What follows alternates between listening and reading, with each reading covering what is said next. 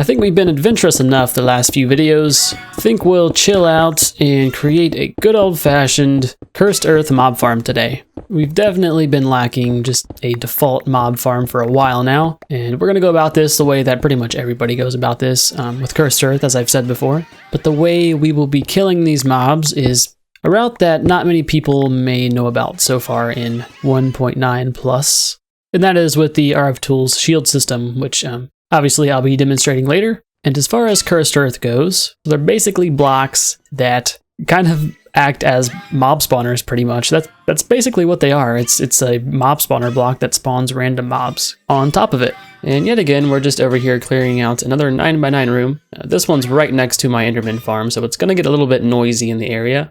And also, one person in particular voiced their concerns over the loud noises that the Saigun makes, but I would just like to tell you that I happen to like it, so we're gonna continue to use it. See how you like that.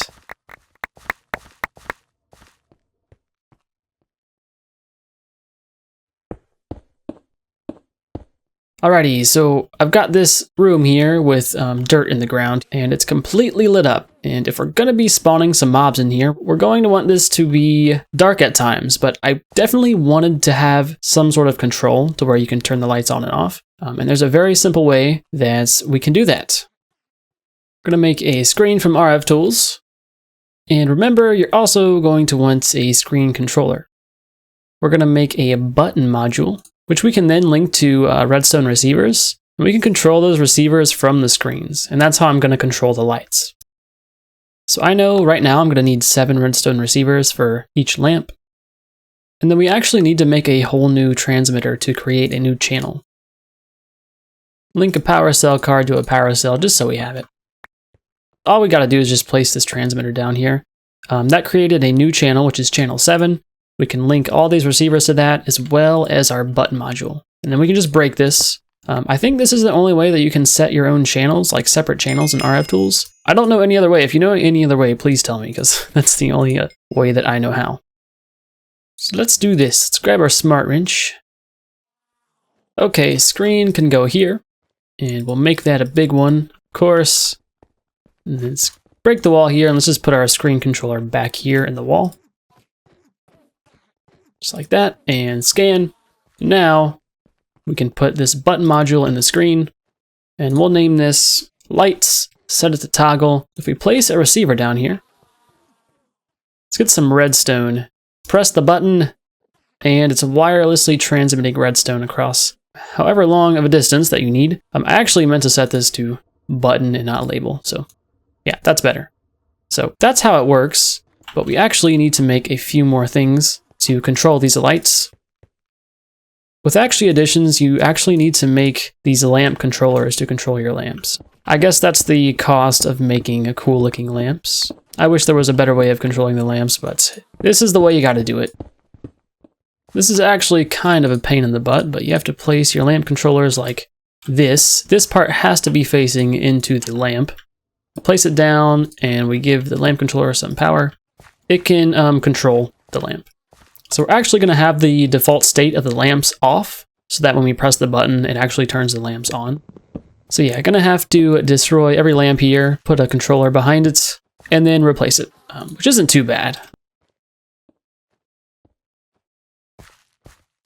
Okay, so I'm back here. I've got my redstone receivers, have my lamp controller set up, and then we just put the redstone receivers going into the lamps.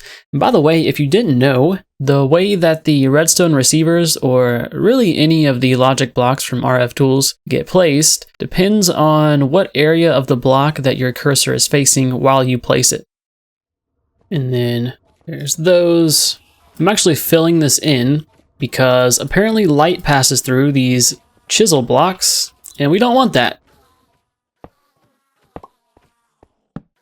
And then here's the last one, which is just right above the door frame here. And we should be good to go. Let's see what happens. Let's go over here and flip the lights, and all the lights have turned on. So if I hit F7 here, everything's cool, but flip that switch and it goes completely dark. Awesome, so there's that problem solved. So a while ago, when I was killing Wither, You probably saw some of these drops of evil drop. This is basically just a new way to get cursed earth in extra utils too. It's a very simple way. So all the lights are on, so we don't have to worry about mobs spawning. Just place that down, and it spreads pretty much immediately. Let's close this off real quick and turn the lights out. And if you really look closely, you can see a bunch of mobs in there. Of course, I'm gonna have to go in there and kill all these things manually. Looks like everything in here is like juiced up with speed 3 or something. That's kind of terrifying. That must be a new mechanic with Cursed Earth. Okay, so we know that mobs are spawning, and that works fine. They're spawning pretty rapidly, actually. But there's a new and interesting way that we can start killing mobs. And that's with the RFTools shield projector. Now you could set the outline of your shield with these shield template blocks, but I'm just going to be using a shape card. It's a lot easier this way. It's a very effective way to define a space in which mobs will be killed, and you'll see what I mean here in a second. These shields are very cool. So we're going to set our shield projector just right above the power cell, and it doesn't really matter if it's not perfectly in line with the room because we can actually just set the offset and whatever we need to do in the shape card. So I'm going to set the perfect dimensions of this room, and I'll be right back. Okay, I've got my shape card here set to X10, Y3, and Z11 with an offset on the X to -1, offset on the Z, -6, no offset on the Y. And if we put this in here, you just gotta right click it, and then you can left click on the shield projector, and it will show you these little transparent blocks. You can set it to solid, which, I mean, you can't see anything, and invisible, where you can't see them at all, but I'm gonna leave it at transparent. And if you look, there's this little wall here, and this is called the shield. If we go out, we'll see the shield is, the shield goes past this point, and then over here, this is basically just the areas that the shield go. The shield blocks are actually in these little slab blocks here, but the shield won't render in these blocks anyways. And that's just in case mobs decide to walk up these ledges here, they'll still get damaged. But anyways, if I jump up, you'll see that this entire area is just filled with these transparent blocks. And what you can do is you can go into your shield projector and set this to damage. Entity that matches this filter can pass through the shield but does get damaged. And we can set it to hostile. Just for testing purposes, I'll set it to all. And then you can actually set it to generic damage or player damage. And when you set it to player damage, this makes sure that you get all the drops that you would if you would kill a mob yourself. And it also allows mobs to drop experience. But for testing purposes, let's just go ahead and set this to generic. Click add, and let's walk in. Oh, we didn't even have to walk in, actually. You see, we died. The block that I was standing in was a shield block, so that's why we got damaged. Let's go back here, we can disable the shield. So I'm gonna make one more receiver, another transmitter, and another button module. Place this transmitter here, that will create a new channel, link the receiver and the button module. So we'll put this receiver right there, and we'll set this to, first of all, let's remove this filter and set it to damage, only hostile, and set it to player, and insert. So we're gonna set this to on to activate. When we toggle our button, it'll turn the shield on. And then we'll compose the shield. The shield's not gonna appear right now. Let's go over here and install our button module. Just call that kill mobs. Turn that on, and the shield is now projected, so we know that's working. Lights off. Stuff is spawning, and kill mobs. Now it's really hard to see, but things will spawn in those transparent blocks. It'll work perfectly fine. Let's turn the lights back on. So things stop spawning. And let's turn the shield off. So we've got all this XP and we've got all these items. That is perfect. It works perfectly fine. Now all that's left is to collect the drops. Now we know that the item collectors from random things work perfectly for this sort of thing. As of right now, Killer Joes are the only way that I can think to collect experience from mobs, so I'm out here gathering some mobs to make some Franken-zombie parts, and we're gonna need to make 4 Killer Joes, so we're gonna need 4 zombies.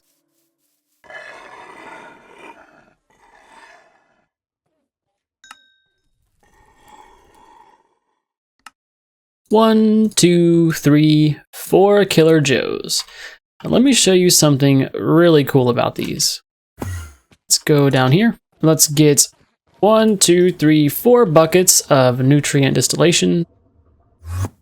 We are going to have to break these walls once again so that we can place the Killer Joes just like this so they're facing that direction. And that's the range of them.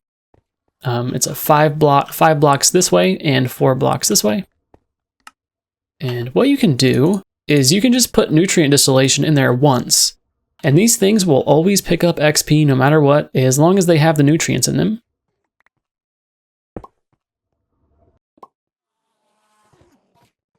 And plop some buckets in them. They don't need power, if you remember. So those are all set up. Those will pick up any XP in the area, but even still, as of right now, the XP has nowhere to go. So we'll make 5 ender tanks. And we'll set each one of these to output, place a tank down, make sure it's facing into the back of the Killer Joe.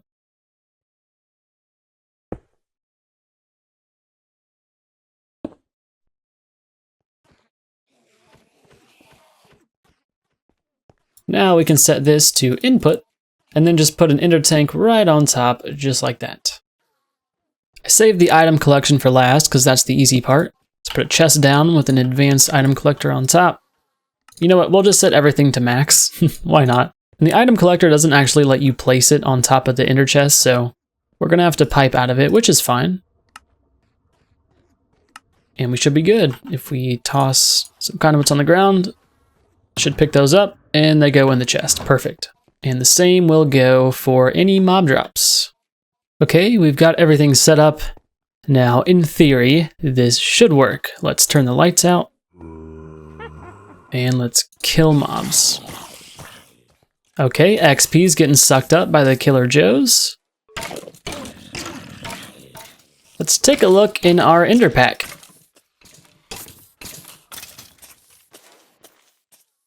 No mob farm would be complete without a sound muffler. This thing is annoying.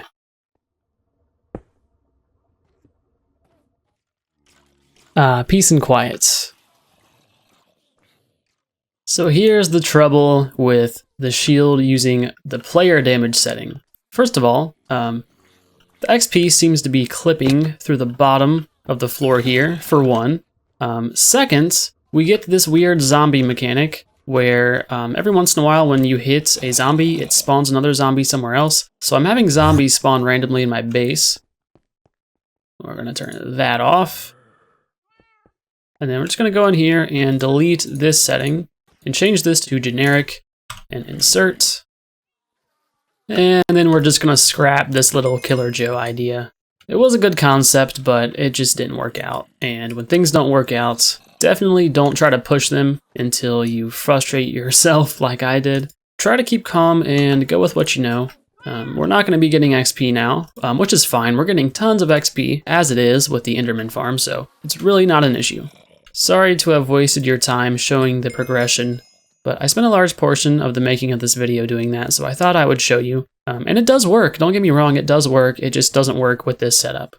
Especially with the shields. I'm sure if we didn't use RFTools shields, it would work perfectly. Turn the lights off, kill mobs, and it's no longer dropping XP, but it is still picking up items. So that's good. I'm perfectly okay with that. I'm gonna make something from random things called a lapis lamp, and what this will do is it will give off light, but it won't prevent things from spawning. So we're just gonna remove our sound muffler here, put the lapis lamp right on top there. Close that up. Turn the lights off and kill mobs on. Now, as you can see, the lapis lamp does not require a redstone signal. And yeah, definitely gonna replace my sound muffler. Now, I've got a build planned, and a lot of you are probably gonna look at me like I'm crazy after it's finished, but I thought it'd be fun to do, and I really hope you enjoy it. Now we do have this wither skeleton spawner here, but I really wanted to experiment with RFTools spawners. So that's what we're gonna do. We're gonna start spawning wither skeletons, but in a kind of different way. The first thing we're gonna need is a spawner. And we're also going to need some matter beamers. Actually need 3 of them. I'm going to make a couple of sequencers, and you'll see why here in a second. Then we're going to get ourselves a syringe. I'm going to grab my wither skeleton spawner out of here because we actually need the essence of wither skeletons. So this should have some power left in it.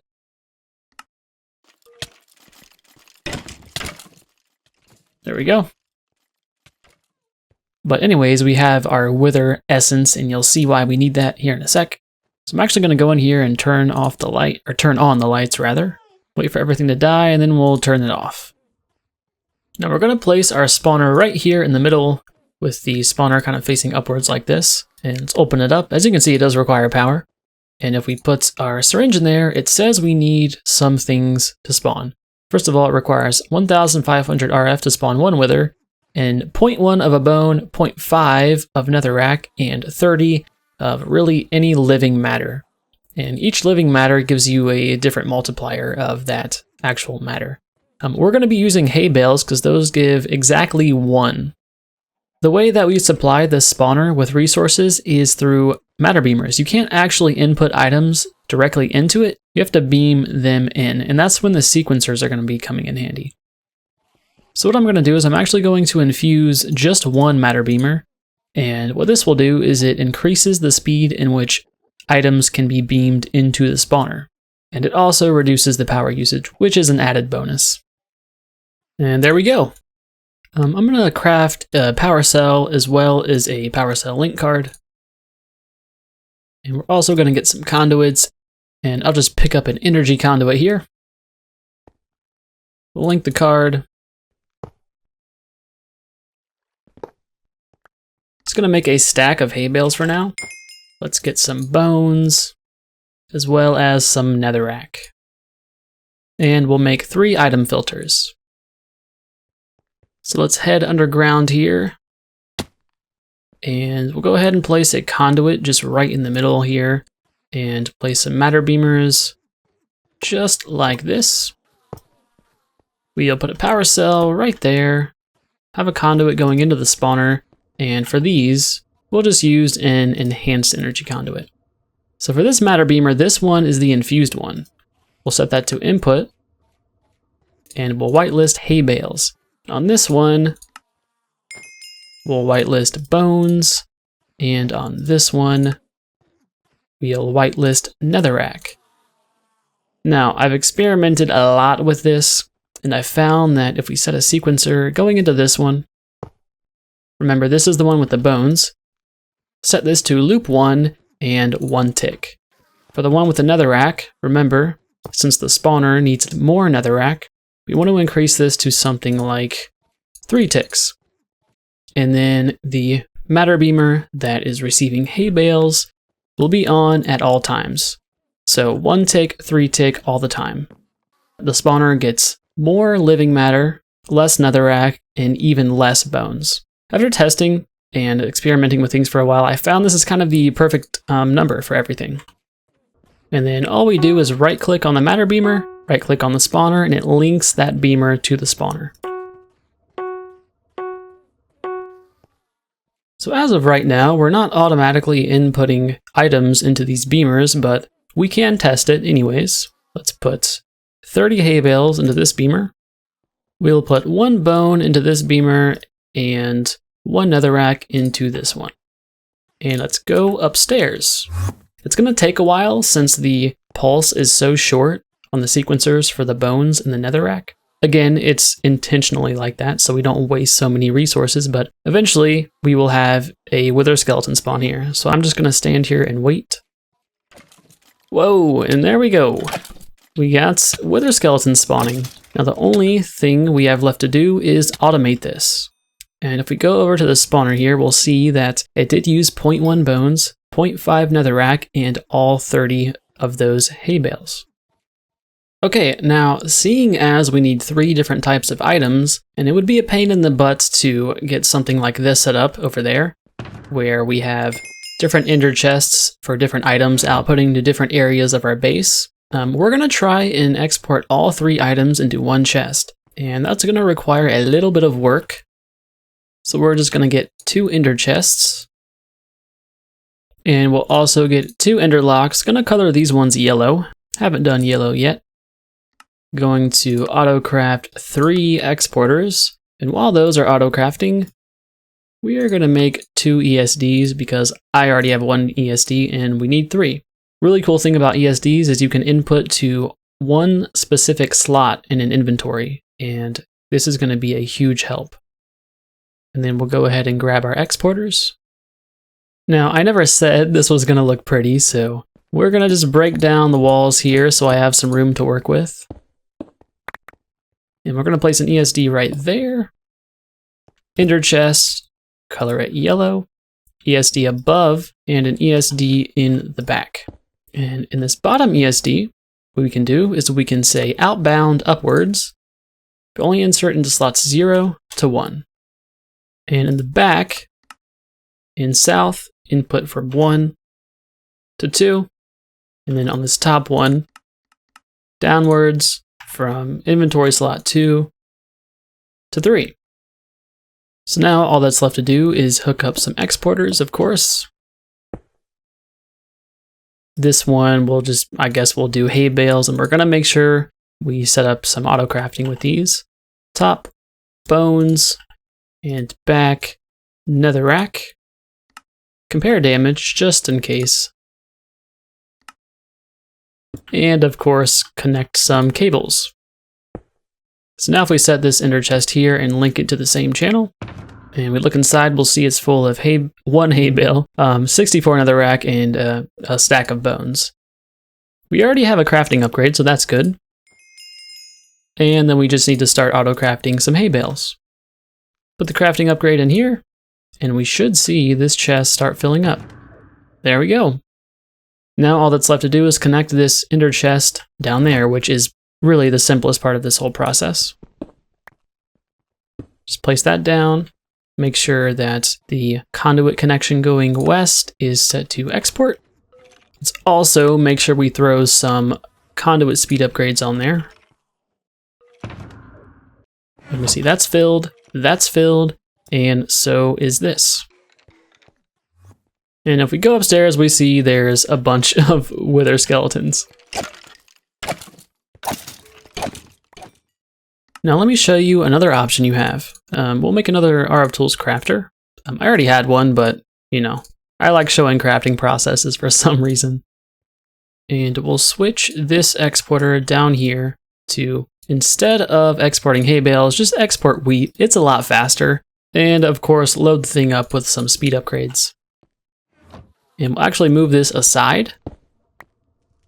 Let's set it here instead. And we'll set crafter there, having power going into it. Replace the item conduit. Set this to insert, but we only want wheat going in, of course. And we'll just fill all of this with something like stone. Stone isn't getting exported anyways. We'll set this to remember. And in here, we'll say, make hay bales. Simple as that. Results go into output buffer, and keep 1 item in every inventory slot, and apply. And we're auto crafting hay bales. And then now all we gotta do is export from here, of course. That should be a lot quicker, and it won't fill our crafting buffer in the refined storage system with hay bales all the time.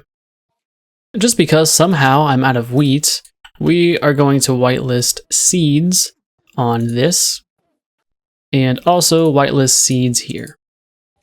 And I believe seeds do 0.4. The seeds are going pretty quickly, but I mean, eventually we're going to completely run out of seeds or wheat. I mean, we're not really using wheat or seeds for anything, so fueling a wither skeleton spawner I think is a pretty good use for now. If we find later on that we need these things, we'll just turn off the wither skeleton spawner, honestly.